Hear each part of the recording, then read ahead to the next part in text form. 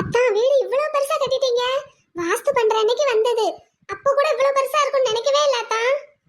மாது, உனக்கு பிடிச்சிருக்கா? அத்தா நல்லா இருக்கு. ஆனா வீடு ரொம்ப பெருசா இருக்கே. அப்புறமும் பாருங்களேன், சுத்தி முத்தி எந்த வீடுமே இன்னும் கட்டல. சீக்கிரமே கட்டிடுவாங்கன்னு ப்ரமோட்டர் சொன்னாரு. அத்தா இதையே தான் நான் மணப்பாக்க வரும்போதும் சொன்னீங்க. ஆனா நீங்க கட்ட ஆரம்பிச்சு ஒரு வருஷம் ஆக போகுதுல. இன்னமும் யாருமே கட்டாம இருக்காங்க. கட்டிடுவாங்க பாரு, ரோடெல்லாம் போட்டுட்டாங்க. அத்தா ரோடு போட்டாலும் அக்கம் பக்கத்துல வீடு இருந்தா தானே சரியா வரும். வந்துரும். நீங்க ரொம்ப ஏமாளியா இருக்கீங்க அத்தா. அதனாலதான் உங்களை எல்லாரும் ஏமாத்திக்கிட்டே இருக்காங்க. பாருங்க, மனம் வாங்கும்போது அந்த ப்ரமோட்டர் என்ன சொன்னாரு? இன்னும் ஒரு வருஷத்துல இந்த ஏரியாவே ரொம்ப டெவலப் ஆயிரும்னு சொன்னாரு. ஆனா பாருங்க, உங்களை தவிர யாருமே கட்டல. மெயின் ரோட்டுக்கும் இங்கேக்கு எவ்வளவு தூரம் இருக்கு? கிட்டத்தட்ட 3-4 கிலோமீட்டர் இருக்கு.